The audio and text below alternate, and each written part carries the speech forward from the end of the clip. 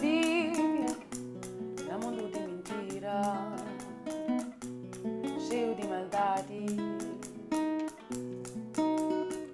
Luta vive num mundo de mentira, cheio de maldade. Se mano bem, se que não tá bem, quel qui não tem. Bonjour et bienvenue à cette table ronde du Club Suisse de la Presse initiée par la Fondation Adlania en partenariat avec l'Association de l'appel spirituel de Genève. Bonjour à tous ceux qui sont avec nous ici sur Zoom, mais également à ceux qui nous suivent sur notre site internet www.presseclub.ch ou sur notre canal YouTube ou encore sur Facebook Live. Bienvenue enfin à nos éminents invités venus de tous horizons dont les qualités nous réservent une très riche discussion. La thématique, le moins qu'on puisse dire, c'est qu'elle est d'actualité à l'heure de la pandémie et des trop nombreux conflits qui secouent la planète. C'est celle du vivre ensemble en paix. Pourquoi cette table ronde aujourd'hui? Parce que la Journée internationale du vivre ensemble en paix sera plutôt commémorée le 16 mai prochain. Une journée inscrite au calendrier des Nations Unies depuis le 8 décembre 2017, date de son approbation par l'Assemblée générale de l'ONU. Eh bien, pour lancer cette table ronde qui sera aussi émaillée d'interventions par vidéo, j'ai d'abord le grand plaisir d'accueillir le cheikh Khaled Bentounès, qui justement est l'initiateur de cette journée internationale du vivre ensemble. Monsieur Khaled Bentounès, la parole est à vous. Bonjour à tous, je me réjouis de partager avec vous cet instant qui, vous vous en doutez, est pour nous très important à quelques jours justement de la célébration de cette journée du vivre ensemble en paix. C'est pour moi et dans cette crise, dans la situation que nous vivons aujourd'hui, de ce monde de séparation, de ce monde qui est touché dans le souffle, dans sa respiration, de montrer que nous sommes liés. Nous sommes liés les uns aux autres et que ce vivre ensemble en paix doit être pour nous une autre façon de réfléchir à l'avenir, à cet avenir commun. Comment aujourd'hui, l'humanité d'aujourd'hui puisse retrouver du sens dans sa façon de vivre ensemble, de faire ensemble, d'éduquer ensemble et de pouvoir se nourrir les uns des autres comme notre propre respiration. Nous partageons le même air, nous aspirons le même air et nous expirons cet air qui nous est nécessaire en prenant ce qui est la vie et en rejetant ce qui est toxique. L'épreuve que nous traversons aujourd'hui nous amène à constater la fragilité dans laquelle se trouve le monde d'aujourd'hui et comment chacun de nous est atteint dans son intimité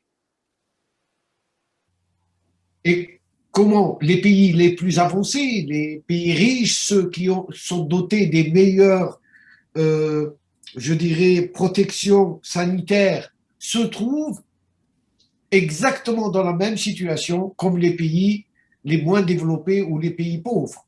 Riches et pauvres, nous subissons la même situation et que cela doit nous pousser à réfléchir à la fois sur comment faire face ensemble à ce défi. Comment ensemble nous pouvons remédier à un monde où chacun de nous puisse trouver sa place avec dignité, avec justice et construire son existence sur des valeurs. Parce que la vie, c'est quelque chose que nous partageons ensemble, hommes mais aussi animaux, végétaux, et même microbes, je veux dire, et même virus. La vie, c'est un don que nous recevons. Mais l'existence, c'est quelque chose que nous construisons. Chacun de nous construit son existence sur des valeurs, sur du sens. Comment aujourd'hui, à travers ce vivre ensemble en paix, construire la cité de demain? Comment éduquer nos enfants à cette culture de paix? Comment leur apprendre à sortir de la culture du je vers la culture du nous? Comment réfléchir à travers nos institutions, qu'elles soient internationales, qu'elles soient nationales, qu'elles soient la plus proche, communale, à se vivre ensemble au quotidien et à ce partage au quotidien des valeurs qui nous unissent et qui font que l'humanité, notre humanité, est liée au reste du vivant. Comment consommer, comment produire et faire en sorte pour assurer aux générations qui viennent après nous un monde viable, un monde où ils pourront construire leur vie l'un avec l'autre et pas l'un contre l'autre. Passer du monde de la division, du monde de la compétition, à un monde de synergie, à un monde où chacun de nous essaye de donner le meilleur de lui-même aux autres et de prendre chez les autres ce dont il a besoin. Donc c'est toute une réflexion sur notre propre conscience, à la fois individuelle et collective, pour la cité de demain. Parce qu'un être humain, c'est d'abord une conscience, avant d'avoir d'avoir une nationalité ou la couleur de sa peau ou sa langue ou sa religion. C'est d'abord, chaque être est d'abord une conscience. Et qu'est-ce qu'il produit à travers cette conscience? Comment il participe à cette humanité, à ce corps qu'on appelle humanité, à ce corps à la fois politique, mais aussi, je dirais, spirituel, cette âme du monde. Comment nous participons? Est-ce que nous sommes une des cellules ou un membre de ce corps qui, tout en participant au bien-être des autres, puisse en tirer pour lui-même le meilleur pour lui-même. Donc, c'est, à mon avis, c'est vers cette culture de paix, vers cette éducation de nos enfants, vers la paix, qui est une énergie qui, jusqu'à aujourd'hui, n'a pas une place réelle. Il y a des académies de guerre, il y a des académies de football, il y a des académies de toutes sortes, des mathématiques. Mais il n'y a jusqu'à aujourd'hui aucune académie qui puisse aujourd'hui enseigner réellement la paix. Et il n'y a pas encore jusqu'à aujourd'hui dans nos écoles des programmes, dans nos programmes scolaires de la maternelle jusqu'à l'université, un cursus qui permet de construire la paix dans les consciences de nos enfants. Parce que la paix, c'est pas l'absence de guerre ou de conflit. La paix, c'est un état d'être. C'est être en paix avec soi, être en paix avec l'autre et être en paix avec le tout autre. La paix se conjugue dans toutes les directions, avoir une économie de paix. L'économie de paix, c'est ce que la nature fait depuis la nuit des temps. C'est cette économie de la nature qui produit et nourrit, produit des choses qui sont utiles et qui recyclent les déchets, qui ne produit pas de déchets. C'est cette économie de la nature qui, depuis des millénaires, a construit la vie et l'entretien tout en recyclant le tout. et nous sommes, nous les hommes, aujourd'hui responsables d'un cataclysme, d'une crise à travers la Terre tout entière, la pollution des mers, la pollution des airs, et ça, avec cette consommation ou surconsommation aveugle. Donc, comment réussir à ramener aujourd'hui dans l'enseignement, dans l'éducation, de promouvoir et d'enrichir et de nourrir de nouvelles consciences pour aborder les problèmes urgents et les défis qui sont devant l'humanité aujourd'hui. Alors, pour conclure, j'aimerais bien, et je remercie le Club suisse de la presse, de pouvoir sortir avec des idées constructives. Qu'allons-nous faire le 16 mai, sur quoi allons-nous aujourd'hui construire, sur quelles idées, sur quels sont les moyens, quels sont les apports qui nous permettent de construire ce monde meilleur pour nous tous, et surtout pour les générations qui vont nous succéder. Quel est l'héritage que nous allons laisser à nos enfants? Merci beaucoup, Monsieur Bentounès, de cette intervention. Et je vais directement passer la parole à Monsieur Laurent Gimaja. Monsieur Laurent Gimaja, vous êtes le maire de la commune de la ville du Grand Saconnet, qui a plus de 10 000 habitants aujourd'hui. Et je vous donne directement la parole. Merci beaucoup. C'est un plaisir, un honneur pour moi d'être en votre compagnie. C'est pas la première fois que j'interviens au Club de la presse. J'étais venu dans d'autres cadres déjà, et je suis très fier d'être avec vous. Je vais être très, très, très bref. On disait il y a quelques années, si vis pacem para bellum, qui veut la paix prépare la guerre. Ben, je crois qu'aujourd'hui, nous sommes allés tellement loin, et comme nous disait Einstein, la prochaine guerre que nous ferons, nous la terminerons. Après la prochaine guerre, on fera la guerre avec des pierres. Donc, conscient de tout cela, évidemment, il nous faudra plutôt apprendre à vivre en paix et à vivre la paix, à la construire. Et je reviens donc pour moi dans le cadre du Covid, et pour me dire que le Covid nous a rappelé une chose que le cher Khaled Bentounès vient de nous rappeler. Nous vivons ici et maintenant, et quelles que soient nos conditions, quelles que soient nos origines, ce que nous vivons nous impacte tous.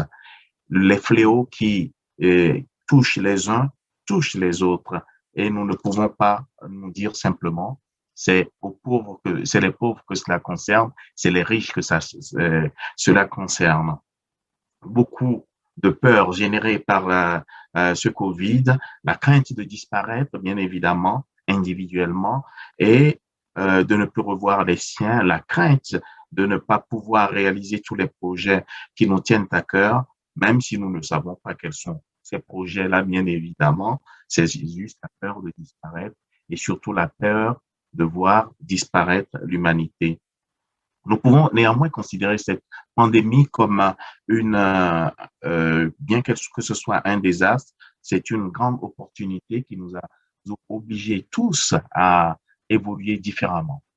Et il y a des technologies qui étaient prêtes, qui étaient à disposition, que nous n'osions pas utiliser. La preuve, il y a quelques mois, nous serions en réunion plutôt dans une grande salle, terminée par un vin dit de l'amitié, un verre de l'amitié, et cette technologie, on l'utilise maintenant, elle est vulgarisée.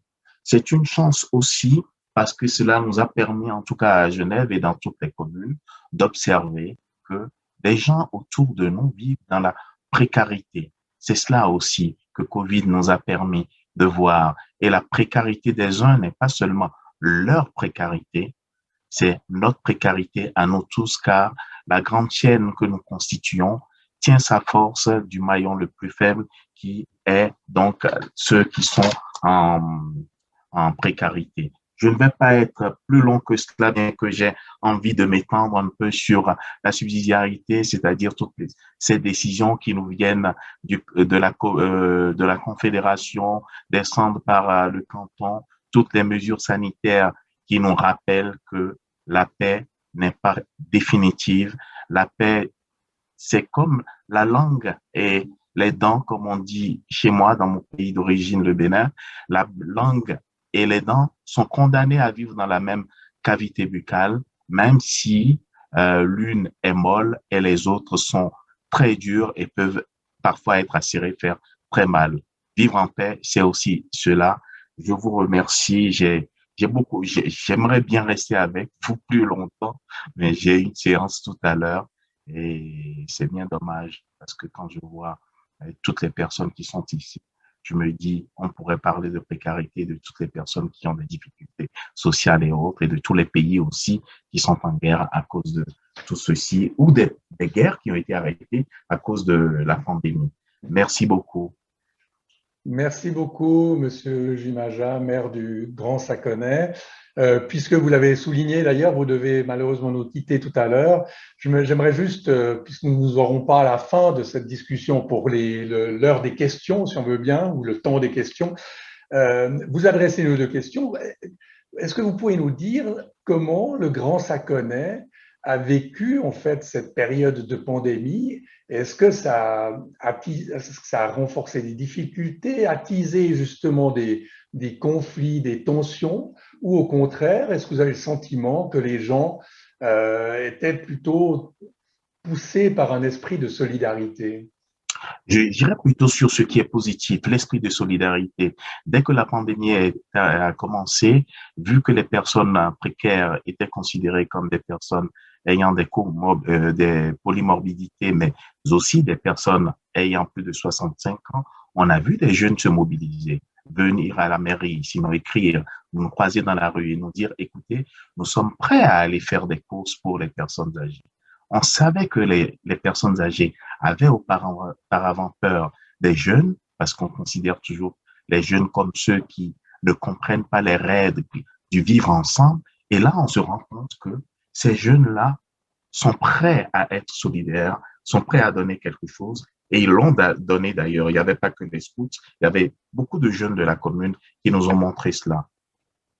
Est-ce que ça a changé le rapport entre gouvernants, entre vous, responsables d'une commune, par exemple, et la société civile et vos citoyens? Est-ce que les rapports entre autorités, qui là exigeaient quand même des conditions, enfin des mesures sanitaires qui étaient contraignantes, est-ce que les rapports entre autorités et population ont changé? Et donc, quels sont?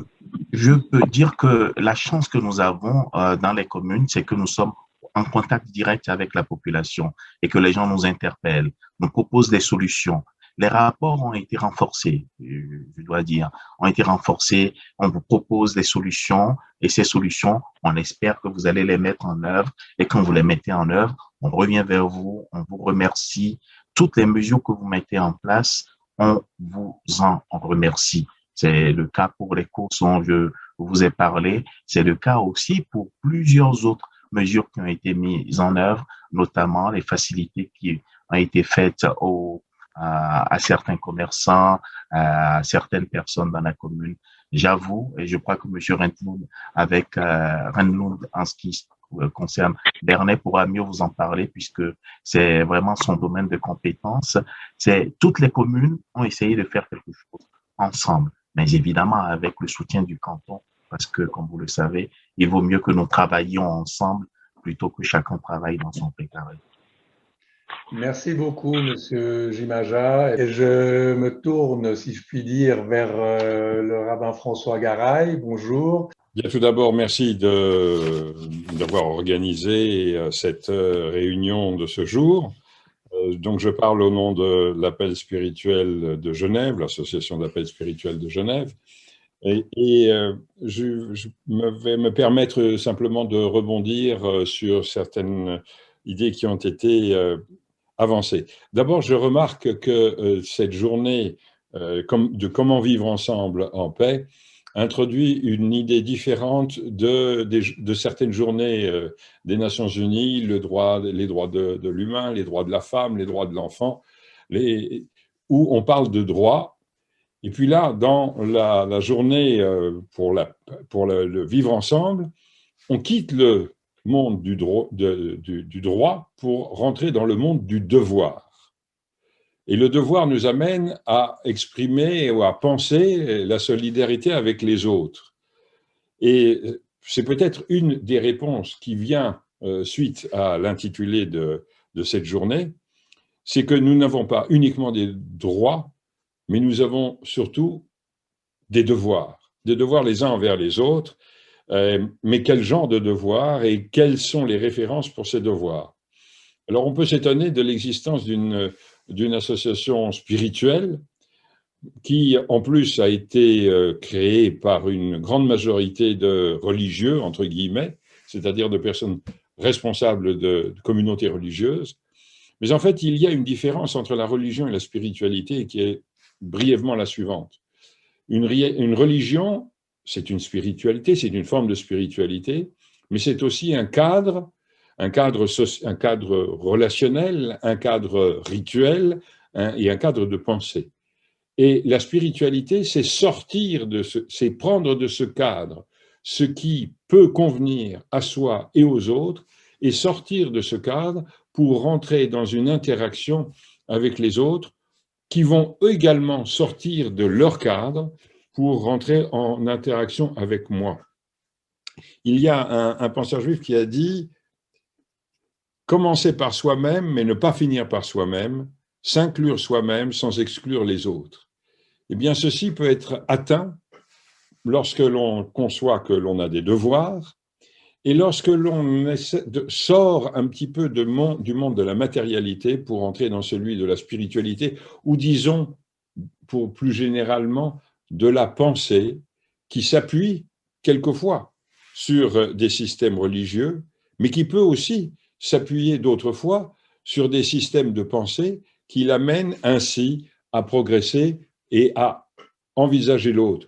En quelque sorte, l'on ne peut penser la paix avec les autres et l'on ne peut construire cette paix avec les autres que si le je que je représente, ou que chacun de nous représente, pense également au nous, et si le nous laisse une place à tous les je qui existent sur le monde. Et cette pandémie du Covid nous a fait peut-être réaliser cela. Nous avons pris soin de nous, chacun de soi, chacun a pris soin de lui ou de soi, mais nous avons aussi pris soin des autres. C'est-à-dire que nous nous sommes protégés, et en nous protégeant, nous avons protégé les autres. Et c'est une des leçons de cette pandémie. Non seulement nous avons besoin de nous protéger, mais nous devons également protéger les autres. Et en fait, la paix, eh bien, c'est un petit peu comme la santé. La paix, ça se prépare, ça s'entretient. La paix n'est réalisée que par ceux qui pensent à notre interdépendance et à ceux qui considèrent l'autre pour ce qu'il ou ce qu'elle est, non pas en fonction d'épithètes que nous allons leur donner, l'un est musulman, l'autre est juif, le troisième est catholique, le quatrième est un libre penseur, ou une, mais en fonction de l'existence des êtres humains eux-mêmes. Dans notre tradition juive, on estime que le devoir envers l'autre l'emporte du devoir que l'on a vis-à-vis de Dieu. Et peut-être qu'un jour, on concevra que l'autre n'a pas plus de droits que soi, mais que soi a un devoir vis-à-vis de l'autre. Et lorsque chacun pensera cela, eh bien peut-être que nous aurons fait un pas en avant. Cela, évidemment, nécessite un encadrement et une éducation, mais d'abord, ceci nécessite une conscience de chacun que l'autre est aussi important que soi. Comme disait Lévinas, le visage de l'autre m'oblige. C'est-à-dire que l'autre dont je vois le visage, et c'est le cas maintenant, m'oblige à prendre l'autre autant au sérieux que je me prends moi-même. S'inclure soi-même sans exclure les autres, c'est peut-être le message que je voulais dire aujourd'hui. Merci beaucoup, Monsieur le rabbin François Garay, de cette intervention. Madame De Mol, vous êtes directrice de IF Fondation Internationale et je vous cède la parole bien volontiers. Je vais me présenter très brièvement. Donc, je suis la directrice de cette fondation, qui est une fondation donatrice suisse. Et je vous remercie de m'avoir invitée. Je vais aussi essayer de réagir par rapport aux propos qui ont été prononcés avant moi, et notamment sur cette question des devoirs plutôt que des droits. Et je pense qu'en fait, les fondations de notre type sont là justement pour faire en sorte que, enfin, nos devoirs à nous en tant que fondation, c'est de faire en sorte que les droits de certaines personnes qui sont dans des situations difficiles soient respectés. Et donc, ça m'amène à vraiment définir plus précisément notre mission, qui est de permettre à chacun d'entre nous, mais en particulier aux personnes les plus vulnérables et les plus marginalisées, d'accéder à l'éducation, aux soins de santé, à l'emploi, et de mener ainsi une vie digne et épanouissante, indépendamment de leur sexe, de leur race, de leur nationalité ou de leur religion.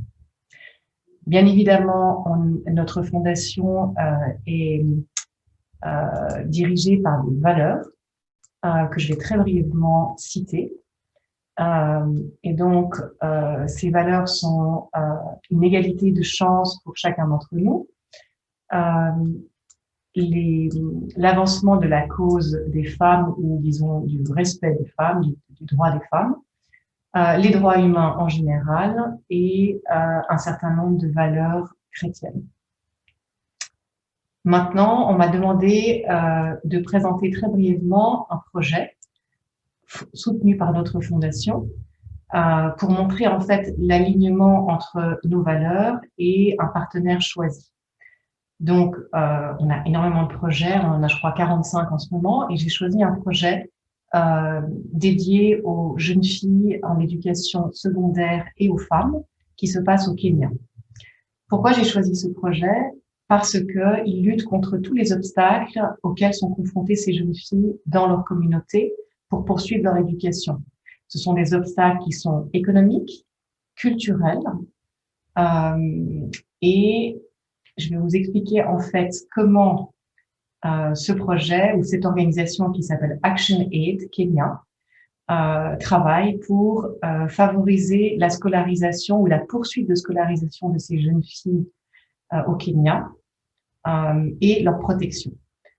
Donc, je vais pas tout citer, mais dans les grandes lignes, ils ont choisi un certain nombre d'écoles publiques dans lesquelles les professeurs sont formés à la protection de ces jeunes filles et à les instruire sur leurs droits. Pour ça, ils ont formé ce qu'on appelle des forums de filles. Donc, ces filles se réunissent tous les 15 jours et on va les informer sur tous leurs droits et leur apprendre à se protéger de certaines menaces qui peuvent être des menaces de violence brute ou, enfin, disons, de violence non sexuelle et de violence sexuelle. Et quand je parle de violence sexuelle, je parle aussi de l'excision, qui est un grand problème au Kenya, qui, malgré le fait que l'excision soit interdite depuis 2004, si je ne me trompe pas, dans certains des comtés qui correspondent à nos cantons suisses, il y a encore plus de 90% des femmes ou jeunes filles ou même petites filles, parce qu'on commence à 2 ans, qui sont excisées. Donc voilà, pour en revenir aux droits et aux devoirs, je pense que c'est un droit d'une petite fille, d'une jeune fille, d'une femme de ne pas être excisée, de pouvoir aller à l'école, de pouvoir apprendre un métier, d'avoir une autonomie financière, économique et de pouvoir dire non quand elle estime que son intégrité physique et psychologique va être touchée. Ce qui nous plaît énormément dans ce projet, c'est que il est très holistique dans la manière dont il va sensibiliser les gens qui sont tout autour de ces jeunes filles. Donc, je l'ai dit, le projet travaille directement avec les professeurs dans les écoles, avec les jeunes filles, mais il va également travailler avec les autorités locales il va en fait faire du plaidoyer pour pousser en fait la cause de l'éducation des jeunes filles, celle-ci étant toujours considérée comme secondaire à celle des garçons, et donc pour que le gouvernement local accepte de distribuer davantage de bourses scolaires à ces jeunes filles qui souvent sont retirées de l'école parce que les familles sont trop pauvres. Et donc, ces jeunes filles vont être promises en mariage à un âge extrêmement précoce et donc vont aussi avoir des enfants à un âge très précoce. Donc, ce projet est aussi une manière de lutter contre les mariages forcés et précoces. Ensuite, une autre manière de protéger ces jeunes filles, c'est de faire une sensibilisation encore plus large, qui est de s'adresser aux communautés. Donc, d'aller de village en village, parce que là, on est dans une zone très rurale, et d'informer sur l'importance d'éduquer les filles, sur leurs droits, sur le fait que ces filles vont ensuite aussi pouvoir faire progresser ces communautés sur divers plans, dont les plans économiques si elles travaillent. Et on va aussi s'adresser à des leaders religieux et culturels qui eux-mêmes vont pouvoir avoir une influence sur les communautés. Voilà. Donc en gros, si on a choisi ce projet, c'est qu'il a un impact sur les droits humains, sur l'éducation, sur l'insertion économique, sur l'intégrité physique et psychologique, et aussi parce que c'est une organisation qui travaille sur le très long terme. Elle reste en moyenne 10 à 12 ans dans un lieu, parce que faire tous ces changements, ça prend du temps. On ne change pas une culture en 2 ans. Et ils sont là pour s'assurer que les premiers pas sont consolidés et que l'effet de tout ce travail va être durable et que ces jeunes filles vont être effectivement indépendantes et protégées sur le très long terme. Quelle est la principale résistance ou le principal obstacle qui se dresse sur ce chemin de cette éducation et de ces changements que vous accompagnez ou disons que vous stimulez au Kenya? Je dirais que c'est la pauvreté. Parce que finalement, on en revient toujours à ça. On parlait beaucoup de paix, mais c'est peut-être pas un jeu de mots très heureux, mais l'argent, c'est quand même le nerf de la guerre. Et donc, si une famille n'a pas d'argent, elle va se dire, ben, on va promettre notre fille à 12 ans pour être mariée, ça nous fera une charge en moins. L'éduquer, ça va prendre trop de temps, ça va coûter trop cher, alors qu'elle pourrait servir déjà à faire des travaux dans la maison, à faire des travaux au champ, à jouer son rôle économique, même si elle ne ramène pas directement de l'argent. Un autre niveau, c'est aussi les budgets qui sont consacrés par le ministère de l'Éducation vraiment à l'éducation, à l'équipement des écoles, combien de professeurs par classe, tout ce genre de choses. On en revient toujours à l'argent et c'est là où le privé peut aider, pour autant qu'il ne se substitue pas totalement aux États, qui auraient tendance ensuite à s'appuyer peut-être de manière un peu paresseuse sur cette aide. Dernière question, parce que c'est passionnant ce que vous nous racontez. 45 projets, vous avez dit. Est-ce qu'ils sont tous dans le sud? Dans quelle région est-ce qu'ils se développent, ces projets? Alors, on a prioritairement, ça va vous étonner, mais l'Europe, à 53% de notre portefeuille. Je parle en termes financiers et non pas en termes de nombre de projets. Certains projets coûtent beaucoup plus cher que d'autres. On a l'Europe, l'Asie du Sud-Est, on a l'Afrique de l'Est et un petit peu Afrique centrale. Voilà. D'accord. Merci beaucoup. Pardon, le Moyen-Orient, excusez-moi, j'ai oublié le Moyen-Orient. Moyen-Orient, d'accord. Très bien, merci beaucoup. Valentine Demoule, vous êtes la directrice de IF Fondation Internationale. Merci de cette présentation. Nous allons poursuivre avec Monsieur Zahi Haddad, qui est auteur du livre 126 battements de cœur, dans lequel vous faites les portraits d'innombrables Genevois, entre guillemets, enfin de personnalités de toutes origines qui vivent à Genève et vous racontez leur histoire. Et ça donne évidemment un kaléidoscope tout à fait intéressant. Je vous laisse la parole, Monsieur Zahi Haddad. Merci beaucoup, Monsieur Gauthier. Effectivement, le point de départ de ce livre, en fait, a été de me dire qu'à Genève, nous parlons toujours des 185 nationalités qui animent cette ville et que ce chiffre nous rend quasiment invincibles et les meilleurs dans le monde. C'est une phrase que j'ai énormément entendue quand je travaillais dans les relations internationales. Et j'ai voulu en fait m'intéresser à ces nationalités pour finalement donner un autre visage de Genève, le vrai visage de Genève, qui est quand même constitué donc, de toutes ces nationalités. En fait, on a une tradition ici séculaire d'accueil, une terre de refuge, et c'est une tradition qui s'est renforcée avec le début du multilatéralisme il y a 100 ans de ça, puisque c'est le départ en fait de la Société des Nations qui a été créée le 15 novembre 1920. Donc voilà, j'ai vraiment voulu voir quelle réalité il y a derrière ce chiffre de 185. Moi-même, j'ai grandi en Suisse et mes amis étaient essentiellement, enfin, je suis évidemment d'une génération dont les amis étaient essentiellement espagnols, italiens, français, peut-être russes, alors que là, on parle quand même de 5 continents, de centaines de pays. Et donc, dans ce que j'ai pu constater, c'est d'abord cette richesse absolument incroyable dont nous disposons à Genève. J'ai rencontré des personnes, comme je vous le disais, des 5 continents, avec des cultures, des visions du monde qui sont complètement différentes et complètement complémentaires, très souvent éloignées de ce que nous pensons ou de ce que nous projetons dans la tête des autres. Nous pensons souvent que la pensée est unique et qu'un oriental va penser comme un Africain ou un Suisse. Et que cette diversité...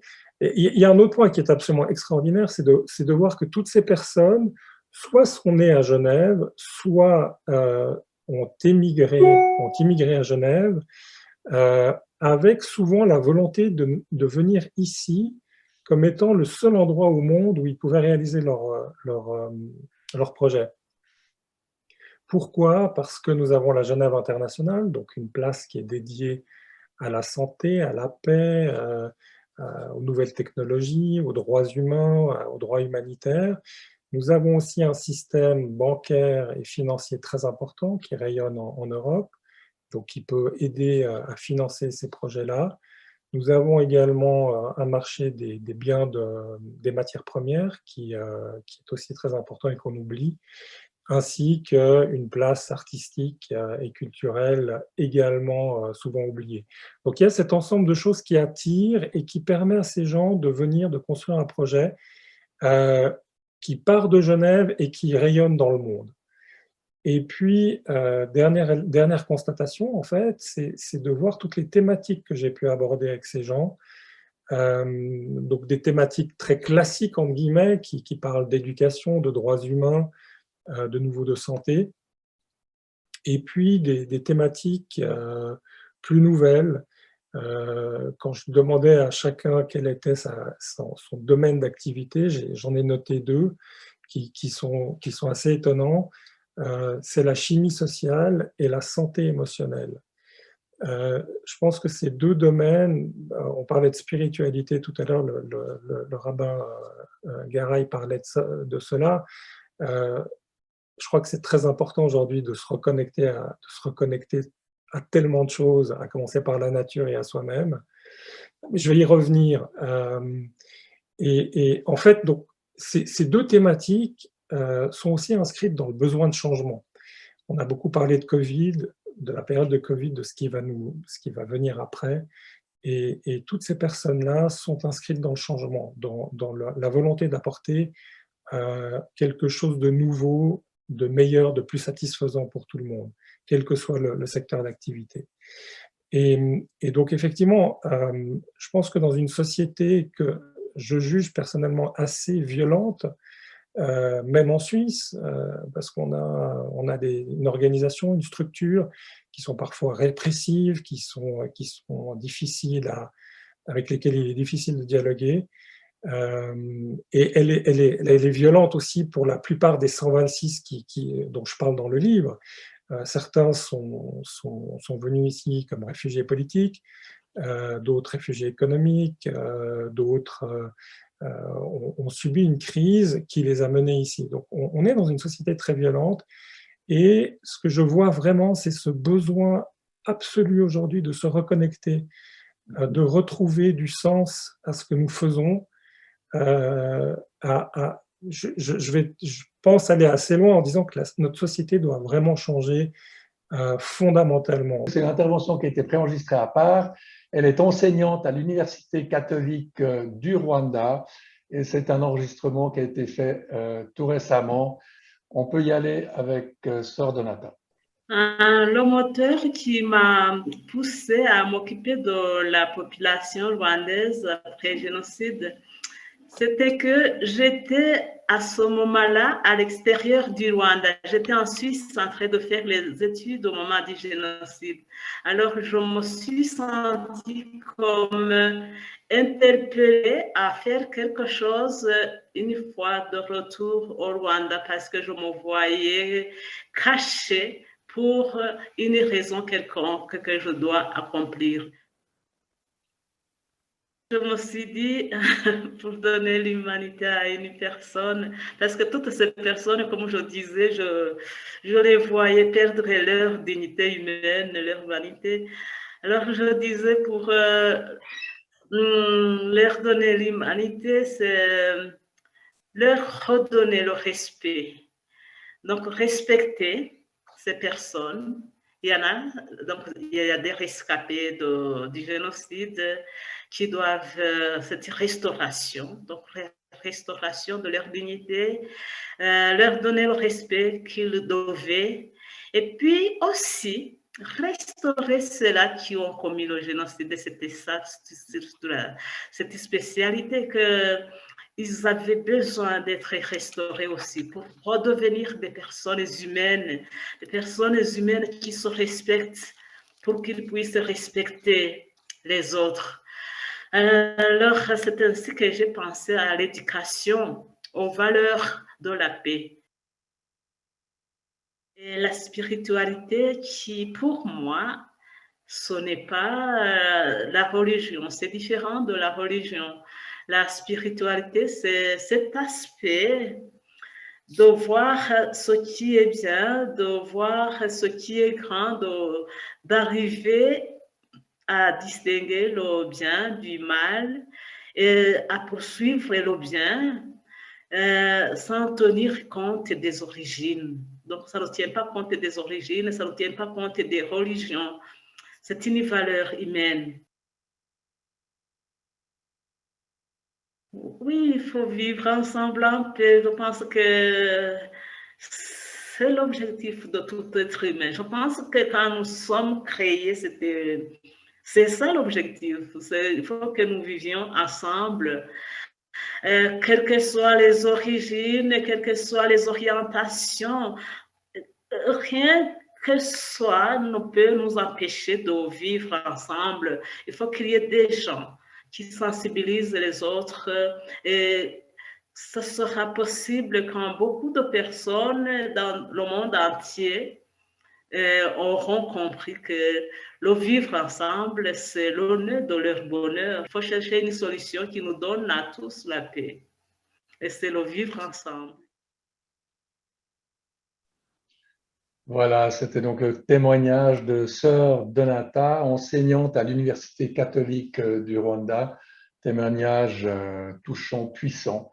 Et on revient, après ce petit tour, ce petit voyage, on revient en Suisse, plus exactement à Bernay, la commune de Bernay.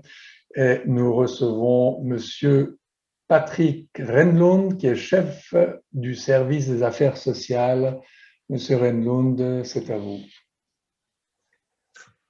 Merci beaucoup et merci pour cette invitation pour moi-même et Daniel Akam, la bénévole de l'association Bernay Accueil de Bernay, donc qui est avec moi aujourd'hui ici, avec vous. C'est un honneur parce qu'effectivement, pour moi, c'est une occasion de mettre en avant l'état d'esprit dans lequel nos autorités, tout comme M. Jimaja l'exprimait avant pour leur commune, Bernay, on est dans ce même état d'esprit de tenter au maximum de travailler de manière proche dans une commune, par définition, comme on le disait avant, comme quelqu'un l'exprimait avant, c'est effectivement l'organisation, on va dire la structure la plus proche de la population. Et c'est vrai que pour nous, on a à cœur vraiment de mettre toute notre énergie à être proche des gens, être à l'écoute des gens, d'essayer de comprendre ce qu'ils ont besoin, ce qu'ils veulent initier. Et puis, je crois que cette fête, puisque c'est de ça qu'on venait parler aujourd'hui, à Bernay, depuis 2 ans, on a imaginé de fêter justement cette journée internationale du vivre ensemble en paix, de fêter derrière la mairie dans un bel espace vert qu'on a, et d'inviter toute la population, mais spécifiquement les associations, donc tous les bénévoles qui sont dans ces associations, et notamment les personnes qui travaillent dans les services sociaux notamment, et l'Hospice général qui travaille avec les personnes issues de la migration, pour nous rejoindre et faire une grande fête tous ensemble. Malheureusement, cette année, vu les normes de sécurité Covid, on ne va pas pouvoir faire cette fête. Elle sera repoussée à mai dans une année, mais ce n'est pas grave.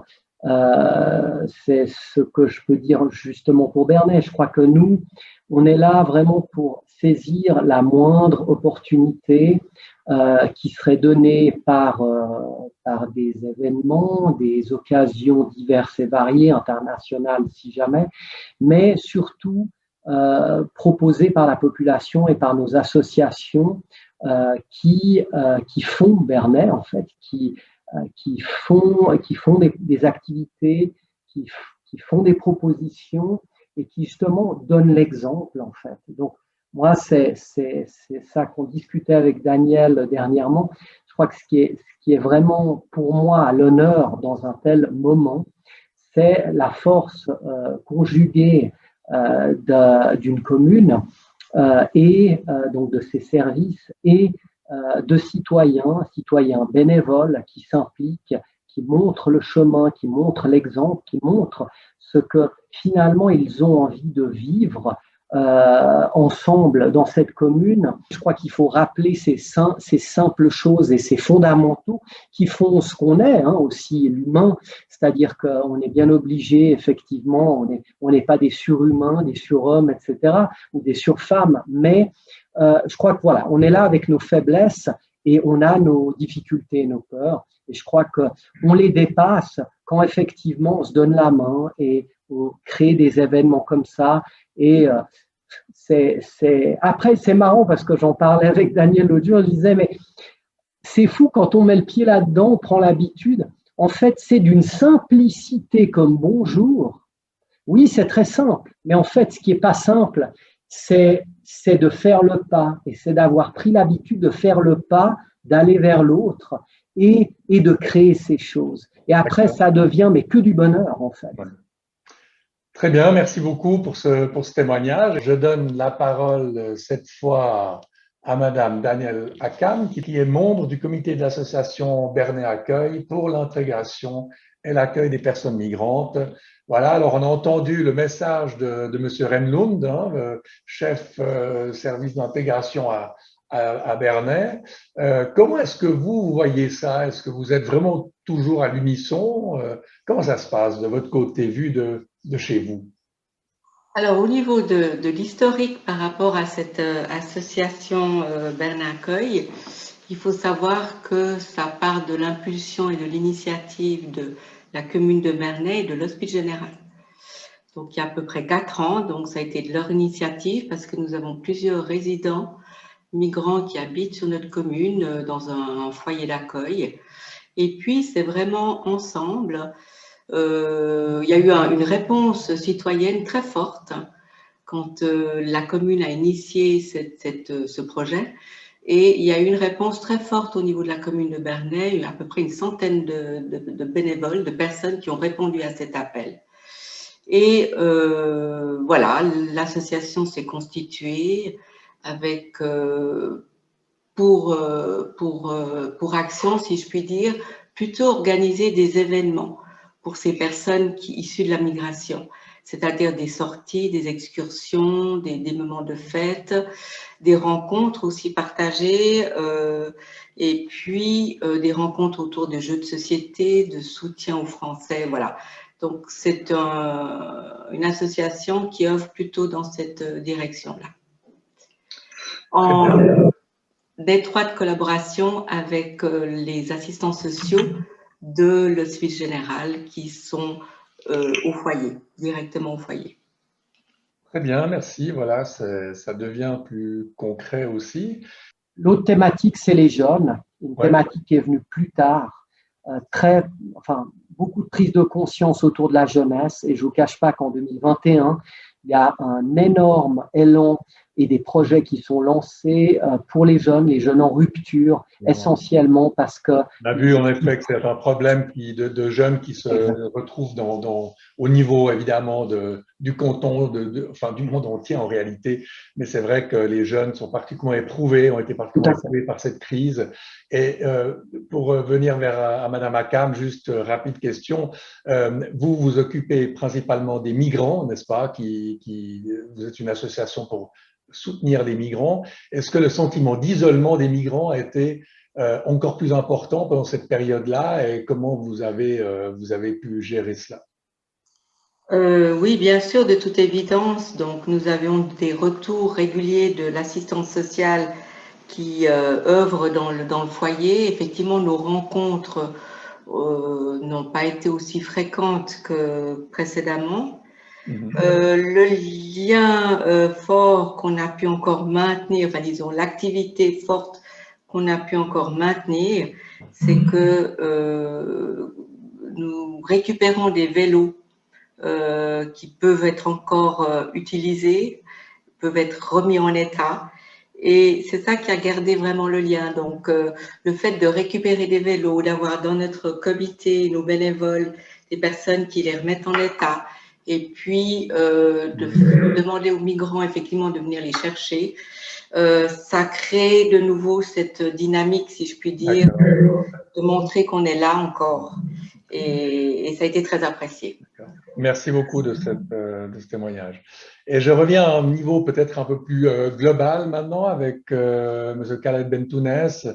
J'ai lu, si j'ai bien compris, que la journée internationale du vivre ensemble supposait également que vous nommiez chaque année une ville qui incarne le vivre ensemble. Quelle sera cette ville cette année et pourquoi? Alors, écoutez, cette idée est née à Düsseldorf lors du 2e sommet des villes du sommet sur les maires des villes du vivre ensemble, qui a été organisé par l'Observatoire international des maires du vivre ensemble, dont le siège se trouve à Montréal. Mais le Covid, effectivement, est venu déranger un petit peu cette décision qui a été prise à l'unanimité des 50 villes et capitales du monde qui aujourd'hui ont signé cette déclaration de Düsseldorf en août 2019. Donc, nous attendons, et c'est pour ça que cette année, nous avons décidé de faire signer une déclaration universelle du vivre ensemble en paix qui va être démarrée, cette opération va démarrer à partir du 16 mai de cette année et que nous préparons au niveau de l'année 2022. Ça sera en Hollande, dans la ville d'Almer, qui accueille le Floria de 2022, où il y aura une manifestation qui va durer plus de 6 mois à travers l'exposition internationale, puisqu'il y a une 60aine de pays qui participent, et il y aura un pavillon de la paix qui va synthétiser en quelque sorte tous les efforts et notamment au niveau de l'éducation, de la culture de paix. Il y a un manuel qui va être présenté à cette occasion Et il y a toutes les actions que nous entreprenons avec différents partenaires. Merci beaucoup, Monsieur Bentounez. Très bien, merci. Alors, on va prendre une question que nous pose, l'identité n'est pas claire parce qu'elle est juste identifiée sous K, cette personne, mais qui dit « Bonjour et merci aux intervenants. À écouter les dires de chacun, cela révèle que le vivre ensemble en paix peut devenir le terreau indispensable aux graines de solutions pour faire pousser et résoudre nos fléaux. Pensez-vous que si tous les intervenants ici présents pouvaient s'associer afin de fêter une fois ensemble la JVET, donc la Journée internationale du vivre ensemble, à Genève, en réunissant leurs savoirs, leurs avoirs au profit de la promotion de cette journée, est-ce que cela vous paraît possible? Qu'est-ce qui souhaite répondre? Donc, est-ce qu'on peut imaginer que vous ici et d'autres, évidemment, lanciez l'idée d'une journée publique, au fond, à Genève, une journée spéciale Genève? Qui est-ce qui souhaite répondre? Monsieur Bentounez. Si vous le permettez, j'aimerais entendre… Pas trop longuement. Oui, bien sûr qu'on le souhaite vivement, d'autant plus que nous sommes là avec les personnes qui avons déjà travaillé dans cette idée. Et on souhaite que Genève, qui est la ville internationale, qui est aussi une ville où plusieurs pays sont venus signer des accords de paix. Il ne faut pas l'oublier. Et que c'est cette valeur ajoutée à la ville de Genève, si on puisse faire de Genève un lieu où on fête la JVET en public et ensemble, ça serait pour moi un réel message envoyé dans le monde. Merci. Écoutez, nous arrivons gentiment au terme de cette discussion, de cette table ronde qui était très intéressante, très riche en réflexion, en enseignement aussi. Peut-être avant de nous quitter, j'aimerais juste vous poser une dernière question à chacun des intervenants, une question à répondre brièvement, même si elle est complexe. Quelle est pour vous l'action la plus urgente qu'il faudrait entreprendre pour vivre ensemble et qui a une vraie portée? Où est-ce qu'il faut porter l'énergie, l'effort aujourd'hui pour avancer dans ce vivre ensemble que l'on sait ô combien difficile? On va peut-être commencer avec François Garay. Je crois que nous sommes quand même privilégiés à Genève parce que le vivre ensemble n'est pas trop difficile à établir. Et la première condition pour qu'il puisse y avoir un vivre ensemble, c'est de vivre dans une société apaisée. Ce que malheureusement, beaucoup n'ont pas autour d'eux. Merci. Monsieur Zayadad, auteur de 126 battements de cœur, votre recette, si on peut dire, même s'il n'y a pas de recette, évidemment. Je n'ai pas de recette, mais l'enseignement des rencontres que j'ai pu faire m'amène à parler simplement de ralentir, de s'écouter et de redéfinir en fait notre société. Merci. Et puis, je reviens à notre premier intervenant, celui qui est à l'origine même de cette journée du vivre ensemble pour la paix, qui a pris cette initiative et qui l'a fait passer à l'Assemblée générale de l'ONU en 2017, chez Khaled Bentounez. Brièvement, pour conclure, votre voie privilégiée, votre priorité pour faire progresser sur la voie du vivre ensemble. Alors, moi, je vois trois priorités. Si vous voulez, la première, c'est de semer la paix, semer cette graine de paix dans l'esprit, et notamment de la jeunesse, dans l'esprit des générations à venir, parce qu'ils ont un défi énorme à relever. C'est par là parce que c'est dans les esprits que naissent les conflits et que naissent les guerres, et c'est là qu'il faut aller pour semer cette graine de paix. La deuxième des choses, c'est de renforcer les liens. Les liens, le vivre ensemble nous permet de renforcer les liens entre nous et de faire en sorte que nous passons du système pyramidal qui gouverne aujourd'hui le monde vers un système circulaire, du cercle, où il y a une synergie entre tous les rayons. Nous avons une même direction, c'est-à-dire que tous les rayons, même ceux qui sont à l'opposé l'un de l'autre, peuvent communiquer, peuvent se rencontrer, peuvent échanger au niveau du cercle. Quel est le cercle d'intérêt aujourd'hui de notre humanité, ou de nos pays, ou de nos villes? C'est de nous donner un idéal commun. C'est ce que nous partageons, ces valeurs que nous partageons ensemble. Et la troisième chose, c'est la nécessité d'aider ceux qui sont dans le besoin. Que ça soit au niveau d'une justice, leur rendre justice, dignité, et les aider à cette transformation. Et nous avons aujourd'hui les moyens. Peut-être que c'est une chance pour nous. Ce virus, c'est une chance.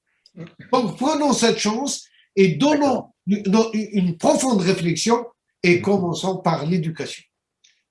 Parfait. Merci beaucoup, Monsieur Bentounès. L'éducation, la jeunesse, je crois qu'on en a beaucoup parlé. C'est évidemment un lien crucial de ce vivre ensemble qui doit être renforcé.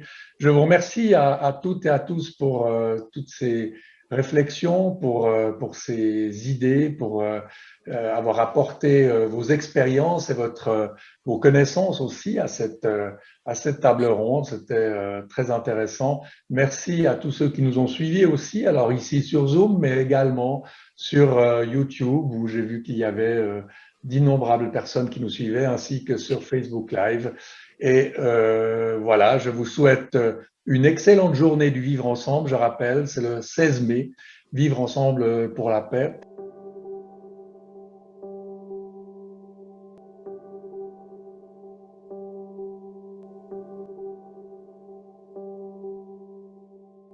Quand j'ai créé Graines de Paix, j'ai essayé d'imaginer une forme d'éducation qui soit plus large, qui intègre les enjeux du vivre ensemble et qui permette à des enfants d'être nourris de cela depuis le début de leur vie scolaire, tout au long de leur scolarité. Et une graine, ça germe, et il y a une petite plante qui naît, et nous donnons aux enseignants l'image que leur rôle, leur posture, la plus belle des postures de l'enseignant n'est pas d'être facilitateur, un mot très courant dans la pédagogie aujourd'hui, mais d'être jardinier. Pourquoi jardinier? Parce qu'ils ont toutes ces petites plantes, toutes ces graines qui sont dans la classe et qui ont besoin d'être nourries avec de la substance qui vont les faire grandir. Et que le but de l'éducation, c'est faire grandir et non pas de punir. On doit trouver comment apporter des émotions positives par une éducation qui est enthousiaste, qui est faite d'encouragement, qui félicite l'enfant à chaque progrès et non pas à chaque constat d'une fausse note, d'une fausse réponse. Mais il y a beaucoup d'autres compétences que nous travaillons en classe, dans notre pédagogie, pour que ce vivre ensemble en classe ait lieu.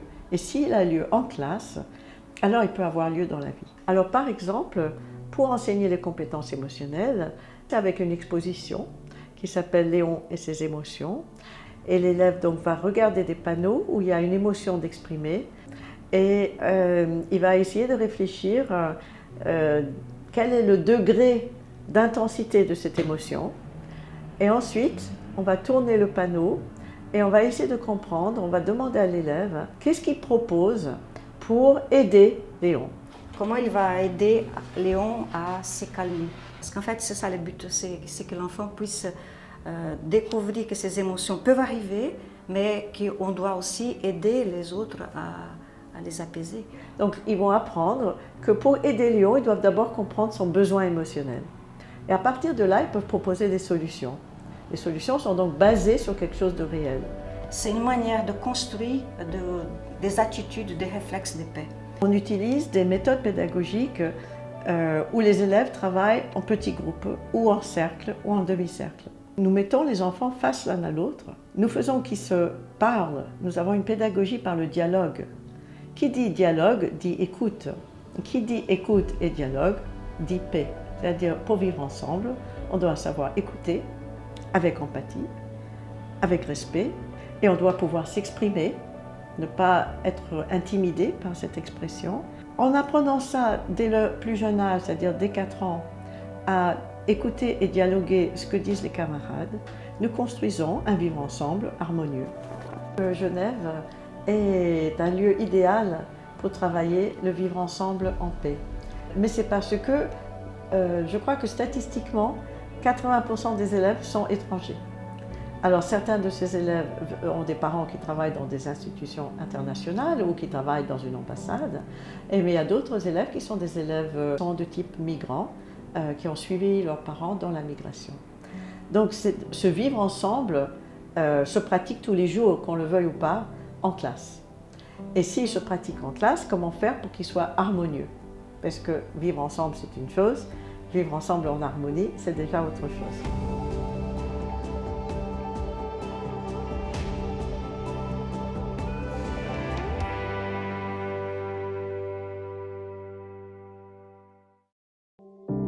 Je viens de changer de travail. Pendant les derniers 9 ans, j'ai travaillé pour Initiative et Changement qui a des conférences à Co. Ici à Genève, je travaille pour la Geneva Peace Building Platform. Et un des projets les plus grands qu'on a, c'est le Geneva Peace Week. Chaque novembre, première semaine, on organise des conférences, des séminaires, des ateliers sur la paix. J'ai fait le chemin de Saint-Jacques chaque année. J'ai commencé à Genève et chaque année, je faisais une semaine ou deux. Et après, j'ai repris ou j'ai fini l'année d'avant. Le Covid m'a empêché de finir l'année passée, mais je devrais finir, on verra, cette année. Pour moi, vivre ensemble en paix, c'est pouvoir marcher ensemble. Bien sûr, chacun marche à son rythme et chacun doit faire ses propres pas, mais on vit tous intérieurement une sorte de pèlerinage sur cette terre. Donc, faire physiquement ce qu'on vit intérieurement, ça fait du bien.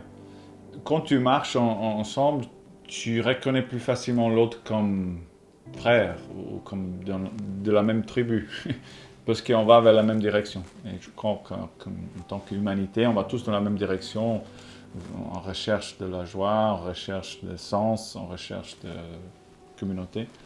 Prendre un rythme plus humain, justement à 4-5 km/h, tu commences aussi à réfléchir à 4-5 km/h. La présence et l'identité de l'autre peuvent enrichir ma marche, ma démarche avec l'autre.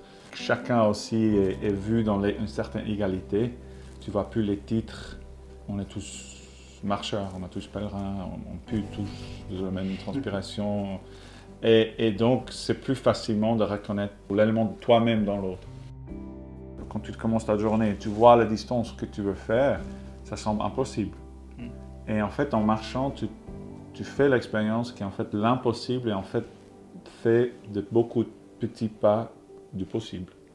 Et donc, à la fin de la journée, tu regardes en arrière, mais non, on a fait quelque chose. Et donc, on a fait quelque chose ensemble, c'est ça aussi le vivre ensemble en paix. Voilà, le fait d'avancer ensemble, le vivre ensemble, c'est quelque chose que tu dois toucher et expérimenter. Et parfois aussi transpirer. C'est bien d'avoir les vidéos et les théories et les images et les concepts, mais à la fin, on a besoin de l'incarner, de le vivre, de sentir, de le goûter.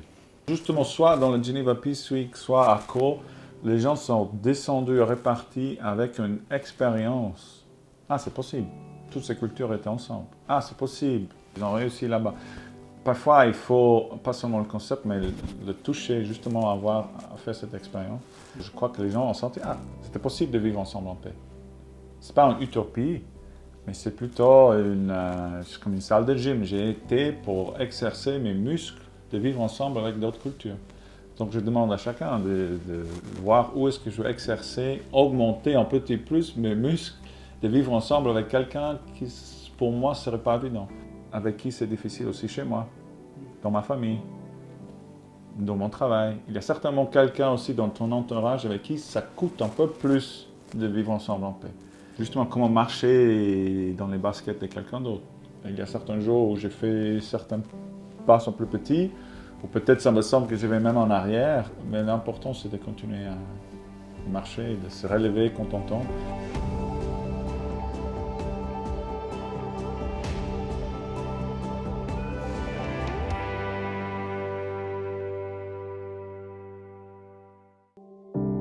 Pour moi, vivre ensemble sur cette planète et en paix,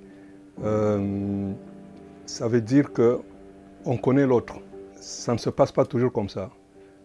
On ne se connaît pas, ou on se connaît à travers des clichés. Et donc j'ai commencé à apprendre moi-même à me connaître. Et puis on découvre que non, on ne connaît pas du tout l'Afrique, on ne se connaît pas du tout. Et ça m'a amené à donc, me documenter jusqu'à émettre toute une théorie de la culture africaine, et de sorte que je me suis retrouvé sur un théâtre inattendu, le Rwanda, post-génocide, où effectivement la question du vivre en paix a été remise en question parce que tout d'un coup, deux communautés qui se complétaient depuis des siècles, et voilà, la colonisation qui arrive avec sa vision un peu ségrégationniste, de diviser pour régner, commence à mettre en place des stéréotypes du Hutu, des stéréotypes du Tutsi, deux identités qui étaient complémentaires et qui vivaient en paix, en des identités machettes, quoi. Bon, en fait, je ne suis pas allé leur enseigner leur culture parce qu'ils la connaissent beaucoup mieux que moi et je l'ai constaté tous les jours. Moi, ce que je leur ai amené, c'est des concepts. Comment faire des valeurs anciennes qu'on a un peu mises de côté, hein, des valeurs africaines, de l'Ubuntu. L'Ubuntu, c'est le vivre ensemble de manière universelle. Et donc, cette philosophie a pour postulat de dire « je suis parce que tu es ». Tu es, donc nous sommes. Toute la philosophie africaine pendant tous ces siècles, ces millénaires, il ne faut pas oublier que l'Afrique est le berceau de l'humanité. Donc, on a toujours été des peuples de partage et non pas des peuples de l'accaparement. D'ailleurs, dans les langues bantoues, ce que j'ai constaté, c'est que si le verbe « être » se traduit par « être », le verbe « avoir » ne se traduit jamais par la possession. Il se traduit toujours dans toutes ces langues. Hein, le verbe « avoir » se traduit toujours par « être avec ». Donc ça veut dire tout sur le plan philosophique. Être avec, c'est ça le vivre ensemble. Ce n'est pas posséder l'autre, ce n'est pas posséder la terre, ce n'est pas posséder... Il n'y a rien qui nous appartient. Il n'y a jamais eu... L'Afrique n'a jamais produit de propriétaires terriens. Jusqu'à ce que la colonisation vienne avec son cadastre, délimiter, découper des petits lopins de terre, les vendre, les céder, les reprendre. Mais le vivre ensemble est quelque chose qui parle à tout Africain sans exception. On veut partir à l'étranger, qu'est-ce que nous disent nos parents? Là où tu vas, si tu trouves les gens en train de danser du pied gauche, danse aussi avec ton pied gauche. Ton pied droit ne va pas tomber, pour autant, tu dois t'adapter à ce monde-là. Et c'est pour ça qu'on ne pose aucun problème d'adaptation, les Africains. L'africanité est quelque chose, c'est une ouverture au monde, c'est une ouverture aux autres. En tout cas, la vraie africanité, hein, ce qu'on appelle l'Ubuntu. L'Ubuntu est, à mon avis, vraiment la solution de l'avenir. Et si des enseignements de l'Ubuntu peuvent être introduites dans les écoles à Genève, sous forme d'ateliers, sous forme de leçons. En tout cas, nous sommes prêts à y collaborer et je pense que ce serait vraiment une des meilleures choses.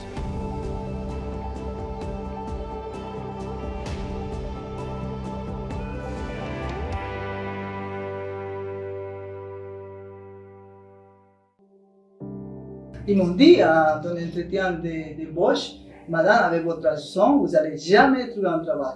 C'est pour ça que j'ai dû créer mon poste. Mais moi, j'ai fait plus de 200 demandes d'emploi. Et moi, j'ai envoyé le dossier avec ma photo. Et moi, je disais marié. Et moi, j'ai reçu des dossiers. Cher monsieur, nous avons bien lu votre dossier. Ah oui. Vous voyez? Donc ça, c'est ça où je dis, mais ici, il y a quelque chose qui ne va pas, les gens ne vont pas nous lire. Donc nous, pour éviter que ça arrive à des autres femmes, c'est pour ça qu'on a créé l'association et qu'on travaille sur l'individuel pour qu'ils puissent avoir un dossier qui au moins soit lu. Et moi, je peux parler beaucoup sur la frustration parce que je travaille avec des femmes non qualifiées qui viennent chaque jour de tout le monde entier, avec la frustration de ne pas pouvoir mettre en place ces compétences ici. Une des choses les plus terribles que les femmes que nous reçoivent nous disent qu'ils vivent, c'est la solitude.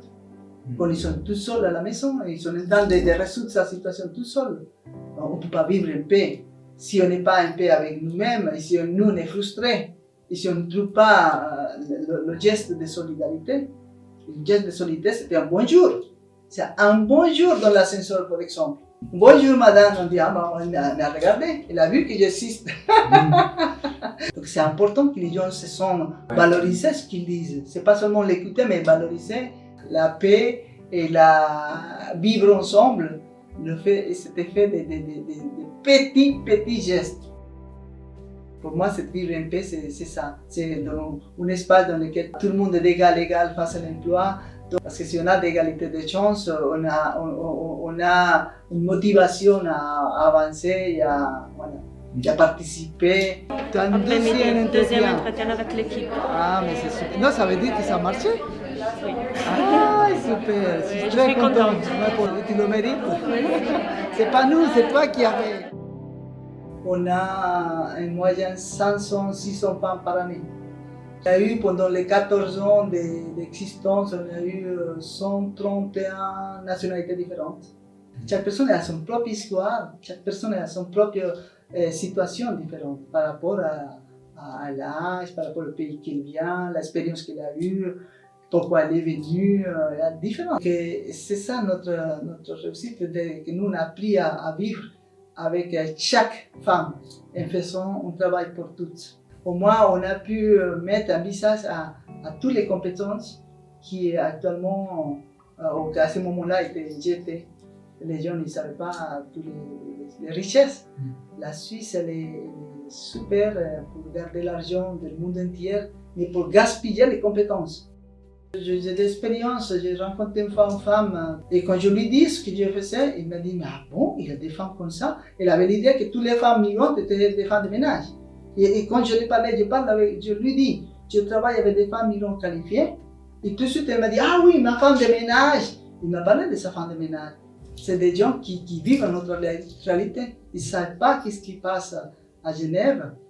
Et moi, je pense qu'il faut avoir des politiques qui approchent ces deux Genève pour pouvoir vivre tout en paix et pour que les gens qui vivent dans notre monde, ils réalisent qu'il y a des inégalités et qu'il existe une autre Genève. Il existe des gens frustrés, il existe des gens qui n'arrivent pas à la fin du mois. Il existe des gens qui n'arrivent pas à avoir un endroit où dormir, par exemple. Donc pour moi, il y a un travail politique de proximité, d'approcher les deux.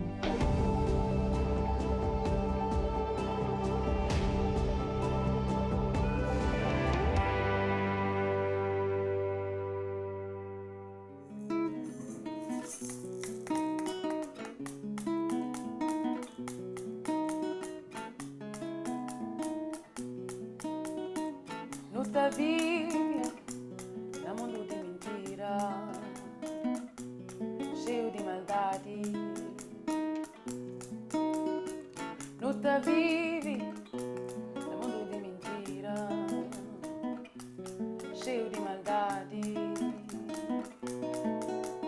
Se mano bem, se que não tá bem, que não tem. Que não tá deixando se mano bem, sei que não tá bem, que não tem e que não tá deixando, não tá bem na simplicidade, hoje o fichar como patiente, não tá bem